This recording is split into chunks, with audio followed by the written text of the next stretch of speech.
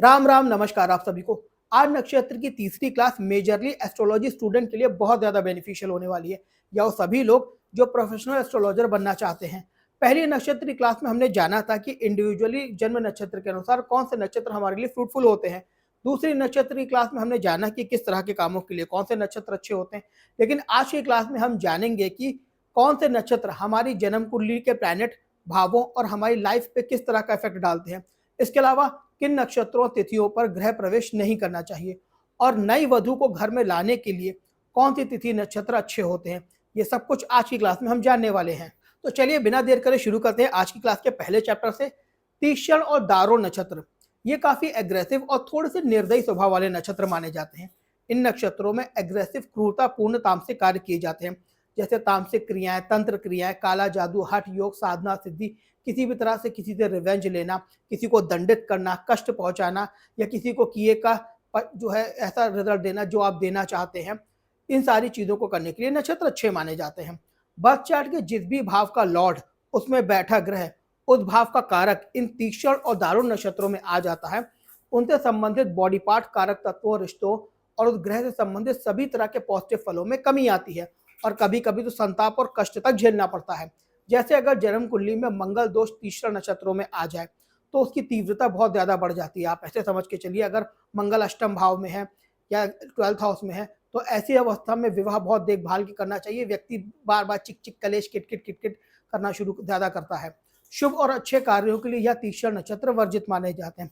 जन्म कुंडली में जब भी कोई ग्रह खराब युति प्रभाव कंजंक्शन नक्षत्रों में आ जाता है तो उसकी क्रूरता और मारकता और ज्यादा बढ़ जाती है इन नक्षत्रों में आने से। आप ऐसे समझिए कि अगर जन्म कुंडली में कोई भी ग्रह या युति ऑलरेडी खराब पोजीशनिंग में है और उसके बाद इन नक्षत्रों में आ जाए तो उसकी निगेटिविटी और ज्यादा बढ़ जाती है।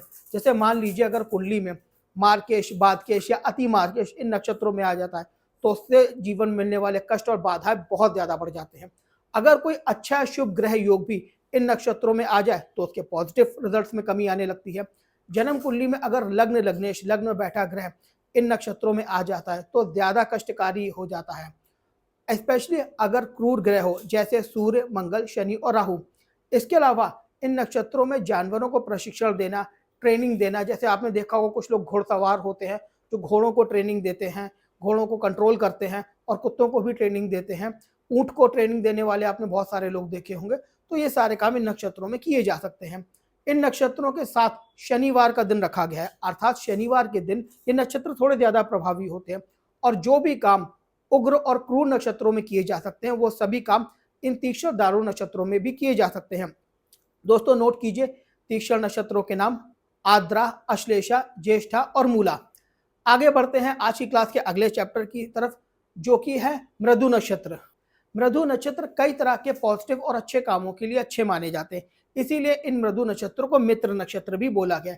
मृदु नक्षत्र हर तरह की पॉजिटिविटी कैरी करते हैं। मृदु नक्षत्रों में किसी भी तरह की मित्रता, venture, partnership, art, skill, activity, learning, development, skill development, इन कामों के लिए नक्षत्र अच्छे माने जाते हैं। जैसे सिंगिंग, कढ़ाई बुलाई या कोई भी ऐसी एक्टिविटी या कोई भी ऐसी विद्या जिसमें आप एक्सपर्टीज होना चाहते हैं, प्रखार होना चाहते हैं, उनके ये नक्षत्र अच्छे माने जाते हैं। इन नक्षत्रों में उन्हें शुरू करना चाहिए। जन्म कुंडली में जो भी खराब योग, युति, कंजक्शन मृदु नक्षत्रों में आ जाते हैं तो उसकी नेगेटिविटी में कमी आती है। जैसे अगर कोई ग्रह पाप कतरी में आ गया, नीच नवमाश, विष नवमाश में आ गया और साथ ही में इन नक्षत्रों में आ जाए तो उसके नेगेटिव फलों में कमी आती है। आप ऐसे समझिए कि जो भी ग्रह आपकी कुंडली में खराब होता है तो उसमें उसकी सॉफ्टनेस और फ्लेक्सिबिलिटी थोड़ी सी बढ़ जाती है, जिसकी वजह से आप ग्रह से थोड़े बहुत पॉजिटिव या एटलीस्ट उसके नेगेटिव रिजल्टों में कमी की उम्मीद उस ग्रह से कर सकते हैं। जनरली क्रूर ग्रह जब खराब होकर के इन नक्षत्रों में आता है तो एक अच्छा साइन माना जाता है, और जो शुभ ग्रह और पॉजिटिव ग्रह इन नक्षत्रों में आ जाते हैं उनकी पॉजिटिविटी में और इजाफा हो जाता है। इन नक्षत्रों के साथ फ्राइडे का दिन रखा गया है, अर्थात फ्राइडे के दिन इन नक्षत्र थोड़े ज्यादा प्रभावी होते हैं। दोस्तों नोट कीजिए मृदु नक्षत्रों के नाम: मृगशिरा, चित्रा, अनुराधा, रेवती। और अब अगला टॉपिक है हमारा उग्र या क्रूर नक्षत्र। जैसे कि नाम से ही आपको समझ में आ रहा होगा कि इन नक्षत्रों में क्रूरतापूर्ण काम करने सजेस्ट किए गए हैं। ये नक्षत्र भी तीक्ष्ण नक्षत्रों जैसी तामसिक और गुण धर्म कैरी करते हैं, इसीलिए जो भी काम तीक्ष्ण नक्षत्रों में किए जा सकते हैं वो सभी काम इन नक्षत्रों में भी किए जा सकते हैं।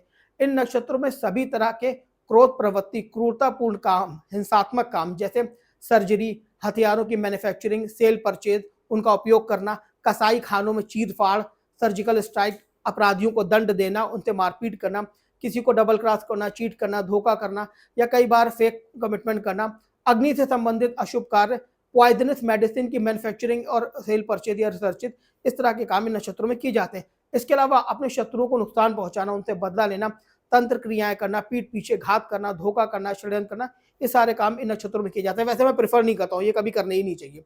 तीक्ष्ण नक्षत्रों की तरह इन नक्षत्रों में भी शुभ कार्य वर्जित माने गए हैं। जन्म कुंडली में जो भी ग्रह नक्षत्रों में आ जाता है उसकी उग्रता क्रूरता और बढ़ जाती है। जन्म कुंडली में जो भी ग्रहों की युतियां इन नक्षत्रों में आ जाती है उनके पॉजिटिव रिजल्ट्स में कमी आती है और उनसे मिलने वाले नेगेटिव रिजल्ट थोड़े बढ़ जाते हैं। जिन हाउसेस का स्वामी कारक उनमें बैठा ग्रह इन नक्षत्रों में आ जाता है उसके में और ज्यादा खराबी करने काम करते हैं। जैसे मान लीजिए अगर किसी का 7th हाउस का लॉर्ड 7th हाउस में बैठा ग्रह, 7th हाउस का कारक शुक्र, ये तीनों ही उग्र तीक्ष्ण या क्रूर नक्षत्रों में आ जाए तो मैरिड लाइफ की बैंड बजाने में इनफ कैपेबल होते हैं और जो भी पॉजिटिव रिजल्ट्स होते हैं कुंडली में प्लैनेटरी एस्पेक्ट के द्वारा उनमें कमी का काम करते हैं। ऐसे में आप ये मान करके चलिए जैसे अगर किसी व्यक्ति की कुंडली में कोई ऐसा योग बना है जो उसे नुकसान पहुंचा रहा है तो और ज्यादा बढ़ जाता है और जो पॉजिटिव योग है उसके पॉजिटिव फलों में कमी आती है। इन नक्षत्रों के साथ मंगलवार का दिन रखा गया अर्थात मंगलवार के दिन ये ग्रह थोड़े ज्यादा प्रभावी होते हैं। दोस्तों नोट कीजिए क्रूर उग्र नक्षत्रों के नाम भरणी, मघा, पूर्व फाल्गुनी, पूर्वाषाढ़ा और पूर्व भाद्रपद। बढ़ते हैं अपने अगले टॉपिक की तरफ जो कि है नए घर में गृह प्रवेश के लिए कौन से नक्षत्र अच्छे होते हैं। दोस्तों इसके लिए मैं एक बात कहूंगा कि वैसे तो गृह प्रवेश के लिए बहुत सारी चीजें देखी जाती है। जातक का इंडिविजुअल चार्ट विश्लेषण, प्लैनेटरी कॉम्बिनेशन, गोचर में प्लैनेट की क्या पोजीशन चल रही है, सूर्य चंद्र का लग्न लग्नेश की स्थिति, बहुत सारी चीजें देखी जाती है। लेकिन अगर किसी के पास कुंडली ही नहीं है, ये तक नहीं पता किस जन्म में जो है किस महीने में किस साल में वो ये नहीं पता, तो हमारे सनातन धर्म में 5 अबूझ मुहूर्त बताए गए हैं। अबूझ मुहूर्त की बात मैं अपने पंचांग के वीडियो में करूंगा। नक्षत्र, तीर्थ, मास, लग्न मैं आपको अभी बताने वाला हूं। दोस्तों बहुत ध्यान से नोट कीजिएगा, माघ महीने से आषाढ़ मास तक के जो महीने होते हैं, प्रतिपदा, द्वादशी, अमावस्या, चतुर्थी, नवमी, चतुर्दशी, इन तिथियों को छोड़ करके शुक्ल पक्ष की जो अन्य तिथियां होती है उन पर 21 नक्षत्रों में गृह प्रवेश देव प्रतिष्ठा करना अच्छा बताया गया, जिसमें भरणी, कृतिका, आद्रा, अश्लेषा, विशाखा, शतभिषा नक्षत्र नहीं आते हैं। इन नक्षत्रों में गृह प्रवेश वर्जित बताया गया। इसके अलावा सूर्य, चंद्र और शुक्र और बृहस्पति की दृष्टि गोचर की स्थिति को भी जरूर आकलन कर लेना चाहिए। लेकिन दोस्तों मैं आपको पर्सनली सलाह दूंगा, इसके अलावा बेहतर यही रहेगा कि अभी मैंने नक्षत्र की 2 क्लासेस के जो ट्यूटोरियल वीडियोस बनाए हैं उनको देख करके उन सारे कैलकुलेशंस को कर कर आप नक्षत्र का चुनाव करें और स्थिर लग्न में करें तो ज्यादा अच्छा है। लेकिन इसके अलावा महीने और चौघड़ियाओं को बिल्कुल इग्नोर नहीं करना चाहिए। मैंने अक्सर देखा है लोग चौघड़ियाओं को इग्नोर कर देते हैं। अब बढ़ते हैं अपनी क्लास के अगले चैप्टर की तरफ जो कि वधु प्रवेश के लिए ऑस्पिशियस नक्षत्र कौन से होते हैं। दोस्तों इन्हें बताने से पहले मैं फिर वही बात कहूंगा कि वधु प्रवेश के लिए वर वधु के इंडिविजुअल चार्ट को देखना जरूरी होता है। लेकिन बहुत सारे लोगों के साथ सिचुएशन ऐसी होती है कि हमारे पास बर्थ टाइम क्या, बर्थ डेट क्या, बर्थ का साल तक नहीं पता, तो उस स्थिति में आप इसका इस्तेमाल कर सकते हैं। अगर आपके पास कोई डिटेल नहीं है तो आप इन तिथियों और नक्षत्रों का उपयोग कर सकते हैं जो मैं आपको बताने जा रहा हूँ।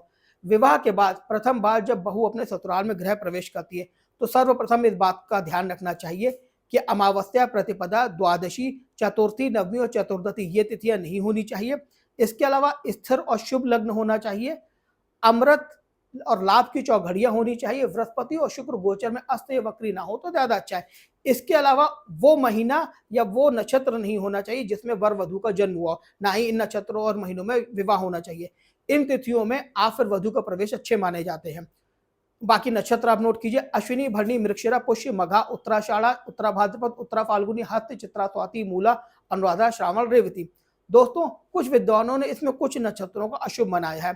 ऐसे में मैंने अभी तक के जो 3 क्लासेस के वीडियो बनाए हैं और अभी मेरी जो आने वाली पंचांग की क्लास है उसको आप लोग अच्छे से और देख लीजिएगा। फिर अपने बर्थ की मंथ और नक्षत्र के अकॉर्डिंग आप अपने नक्षत्र का और दिन तिथि का चुनाव कीजिएगा और चौघड़िया के साथ, तो आपके लिए हर लिहाज से फ्रूटफुल होगा। इसमें सबसे बड़ी सावधानी मैं फिर से रिपीट कर रहा हूं, उस महीने में और उस नक्षत्र में विवाह कभी नहीं होना चाहिए जिनमें वर वधु का जन्म हुआ हो। तो दोस्तों ये थी हमारी नक्षत्र की तीसरी क्लास। उम्मीद करता हूं आपकी एग्जिस्टिंग नॉलेज में कुछ ना कुछ वैल्यू एडिशन जरूर हुई होगी। और अगर आपको वीडियो अच्छा लगा है और वैल्यू एडिशन हुई है तो प्लीज लाइक, शेयर, कमेंट जरूर करें और आप वीडियो से रिलेटेड आपकी कोई भी दुविधा है या आप मुझसे एस्ट्रोलॉजी, वास्तु, न्यूमरोलॉजी पढ़ना चाहते हैं तो आप मेरे नीचे दिए हुए नंबर 7052475551 पर मुझे व्हाट्सएप कर सकते हैं।